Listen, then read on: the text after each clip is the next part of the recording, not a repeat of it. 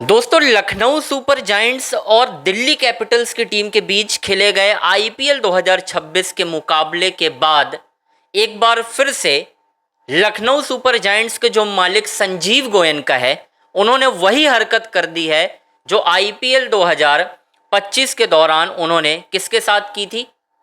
KL Rahul के साथ की थी। जी हाँ दोस्तों, क्या किया था उन्होंने पहले मैं वो बताऊंगा, लेकिन अब उन्होंने ऋषभ पंत को सरेआम कैमरे के सामने वही हाल किया है जो केएल राहुल के साथ किया था। और अब सबसे बड़ा सवाल दोस्तों ये निकलकर सामने आ रहा है कि क्या केएल राहुल की तरह ऋषभ पंत भी इसी सीजन में लखनऊ की टीम को छोड़ देंगे?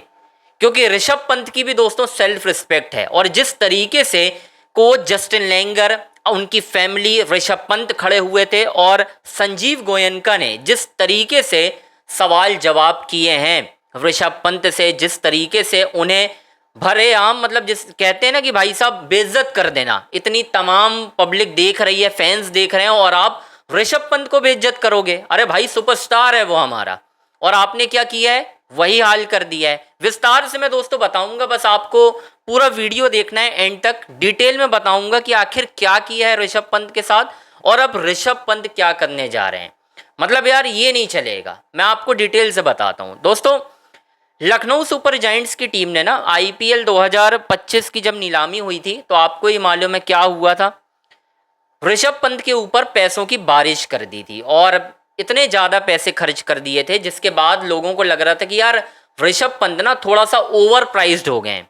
और ये बात फैक्ट थी, T20 का जैसा उनका रिकॉर्ड है, इतने ज़्यादा पैसे देना गलत फैसला था।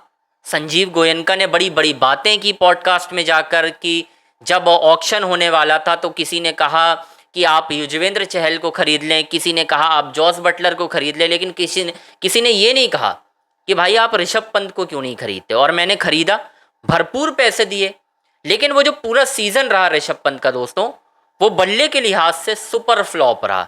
इवन बैट से, कप्तानी से, हर तरफ से ऋषभ पंत ने मात खाई। मैं मानता हूँ किसी खिलाड़ी से गलतियां हो सकती हैं, कप्तानी में ब्लंडर्स हो सकते हैं, बैटिंग में रन नहीं बनते, क्रिकेट है, ये सब एक हिस्सा है क्रिकेट का। लेकिन क्रिकेट खेलने के दौरान आप जिस भी फ्रेंचाइजी से खेलें, कोई भी आपको सरेआम मैदान पर खड़े करके बेइज्जत नहीं कर सकता है, भले वो आपका मालिक ही क्यों ना हो। और यही हरकत संजीव गोयनका ने केएल राहुल के साथ की थी। जब केएल राहुल उनकी टीम के कप्तान थे, हैदराबाद के खिलाफ मुकाबला हुआ था और वन साइडेड लखनऊ की टीम उस मुकाबले को हार गई थी। मतलब ताबड़तोड़ अंदाज में अभिषेक शर्मा, ट्रेविस हेड ने मारा था। उसके बाद जो हुआ था दोस्तों, वो इतना शर्मसार करने वाला था कि संजीव गोयनका की खुलेआम ट्रोलिंग हुई, सोशल मीडिया में, ट्विटर में लगातार हुई।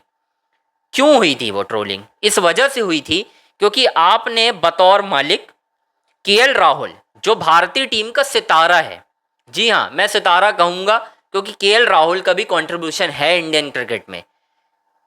भाई साहब, इतना ट्रोल केएल राहुल को तब नहीं किया जाता जितना आपने खड़े होकर उन्हें डांट लगाई थी। केएल राहुल कोई 15 साल का बच्चा नहीं था। केएल राहुल भाई साहब सुपरस्टार खिलाड़ी है और आपने सरेआम खड़े करके आप इस तरीके से बातचीत कर रहे थे, ऐसा लग रहा था जैसे केएल राहुल को आपने पूरी तरह से गुलाम बना लिया है। और मैं तो दाग देता हूं भाई केएल राहुल की कि किस संजीदगी से केएल राहुल ने बड़ी शांति से, शालीनता से वो सारी चीज़ें सुनी थी। लेकिन केएल राहुल को बाद में ये रियलाइजेशन हुआ था कि भाई साहब सेल्फ रिस्पेक्ट से बड़ी कोई चीज़ नहीं है, भाड़ में गया पैसा, छोड़ दूंगा मैं लखनऊ सुपर जायंट। छोड़ दी केएल राहुल ने। और उसके बाद जब अगले सीजन में केएल राहुल दिल्ली कैपिटल की टीम में आए तो पता क्या हुआ था? केएल राहुल ने गोयनका से हाथ नहीं मिलाया था। ये होती है दिलेरी। केएल राहुल ने दिखाया था कि आप रहे आओ कितने भी बड़े हो भाई, मेरे लिए पैसा मायने नहीं रखता, इज्जत दोगे इज्जत दूंगा, सीधी सी बात है। लेकिन ऋषभ पंत के साथ अब वही हरकत कल के मुकाबले में कर दी है भाई साहब, गोयनका साहब ने। अब कल भी एक तरीके से वन साइडेड नहीं कहूँगा मैं, लेकिन ऋषभ पंत बल्लेबाजी में पहले फ्लॉप हुए, ऋषभ पंत ने कप्तानी में ब्लंडर्स किए, आपको ही मालूम है। ऋषभ पंत ने मिचेल मार्श को तो ओपन कराया लेकिन एडन मार्क्रम को ओपन नहीं कराया, खुद आ गए, रन आउट होकर चले गए। फिर उसके बाद ऋषभ पंत से गलती ये हुई कि 26 रनों पर जब 4 विकेट गिर गए दिल्ली के, उसके बाद भी वो खेल को चलाने की अनुमति देते रहे। नतीजा ये रहा कि टीम हार गई।